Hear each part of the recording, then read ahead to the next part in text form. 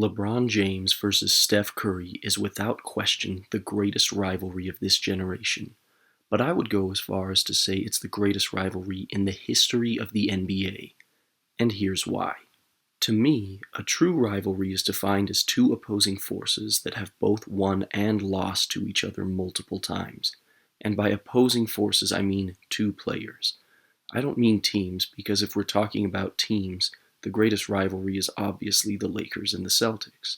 And both players need to have won and lost against each other multiple times, not just matched up in the playoffs every year. Like, yes, Michael Jordan and Patrick Ewing played each other 5 times in the playoffs, but Jordan won every matchup, not a rivalry. Let's go to the NBA's first rivalry, Bill Russell versus Wilt Chamberlain. The two played each other in 94 regular season games. Of those 94, Bill Russell won 57, or 60% of the time. In the playoffs, they faced each other in 8 series, but Wilt only won one of them. Not a great rivalry. Fast forward to the 80s and you have Magic Johnson versus Larry Bird. Now this was a great rivalry, but they only played each other 3 times, with Magic winning 2 of them. For a lot of people, this is the greatest rivalry. Both teams were evenly matched, but for me they just didn't play each other enough to be the greatest. Another great rivalry in the 80s was Michael Jordan versus Isaiah Thomas. Although Michael Jordan is undeniably the greater player, he lost 3 of the 4 times. This probably explains why Isaiah Thomas has never given MJ his props. The rivalry with the best argument is honestly Kobe Bryant versus Tim Duncan. Although they played different positions, both stayed with their respective franchises throughout their entire careers. They both retired the same year. They met up in the playoffs 7 times, with Kobe winning 4 and Duncan winning 3. But the reason no one talks about this rivalry more is because it never happened on the NBA's biggest stage, the NBA Finals. Which leads me to the last of the great NBA rivalries, LeBron versus Steph. It's not just the longevity of the matchups, but it's the backstory and their similarities that makes this matchup so intriguing. If you were crafting an arch rival for a story, think of Batman and the Joker, Spider-Man and Venom. LeBron and Steph are the real-life examples of such arch rivals. Both of these players have won 4 championships. Both have won back-to-back MVPs. Both have been the face of the league for a generation. They were even born in the same hospital and both currently play in California. Both are defensive nightmares for the opposing team. Both changed the way basketball is played forever. Yet their style of play is completely opposite.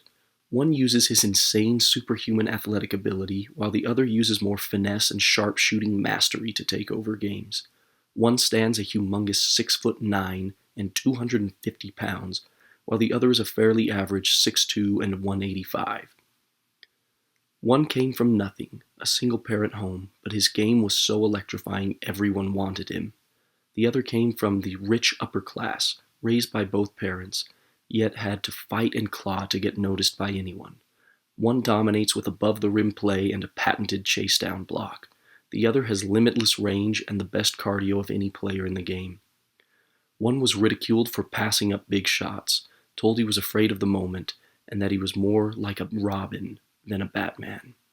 The other was told he was too little, not athletic enough, and had no above-the-rim play, which couldn't be exciting to watch. Yet both became their own player and changed basketball forever. Does this not sound like the making of the greatest rivalry ever? It gets better, because Steph and LeBron go back even further than the NBA. When Steph was in college at Davidson, LeBron was so impressed with his game that he went out to see Steph play.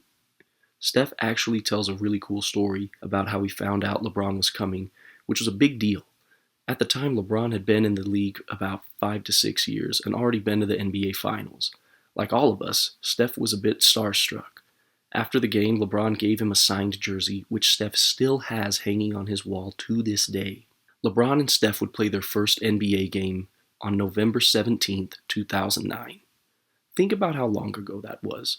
Barack Obama was in his first year of presidency, the first Avatar was about to be released in theaters, and Boom Boom Pow by the Black Eyed Peas was the #1 song of the year. Their rivalry wouldn't begin until the 2015 finals. In the last 9 seasons, LeBron and Steph will have met 6 times in the postseason, which is actually pretty crazy considering LeBron missed 2 postseason runs and Steph missed 1. 4 of these matchups have come in the NBA Finals, 1 in the play-in tournament, and now 1 in the second round. Think about the longevity for both players. LeBron is 38, Steph is 35, and both are still top 5 in the league, which is why this playoff series is going to be the biggest and best ever. I don't think a second round matchup has ever been, nor will ever be, this exciting again. So much is riding for both players, because every single matchup there are asterisks attached. In 2015, Kyrie Irving and Kevin Love both got injured. 2016, Draymond got suspended in the pivotal Game 5. In 2017 and 2018, Kevin Durant was on the team, making the championships somewhat meaningless. In 2021, it's discredited because it was just 1 game in the play-in tournament and not an actual series, plus Klay was injured. Whoever wins this series gets to eliminate all the asterisks against them. For LeBron, it can be seen that he would have won those years had his teammates not been injured and KD not been there to make the game unfair. For Curry, it justifies all 3 victories and makes the play-in loss null and void. One of the best aspects of this rivalry is LeBron and Steph have always praised the other for their phenomenal talents and success, but neither one is scared of the other. It's true mutual respect. Here's a fun fact. Before this series begins, LeBron will have played in 51 playoff series. He's lost 11 of them. Steph has beat him more than any other player. Steph Curry has only lost 4 playoff series in his entire career. Once in the second round, once in the first round, and twice in the finals. Steve Kerr, as the Warriors head coach, has never lost a series in the Western Conference. If LeBron wins, this would only add to his mythos of defeating these unbeatable opponents and breaking these unbreakable records. It would also mean that Steph has lost to LeBron more than any other player in his career. If Steph wins, this unbelievable record remains intact and shows that not even the King could take them down in the West. But it goes further than that. I firmly believe that whoever wins this series will win the championship. This series is basically the NBA Finals. Look at the teams remaining. The Suns don't have enough depth. The Nuggets don't have enough star power. Do we really think one of them is taking the West over the Warriors or the Lakers? Then look at the East. Jimmy Butler is a one-man show. No one trusts the Knicks. The Celtics aren't consistently reliable.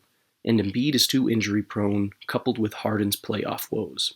I'm telling you right now, whoever wins this series goes on to win their 5th ring. Some will chant, "Long live the King." Some will cheer for the assassin to take out the king. Everyone has picked a side.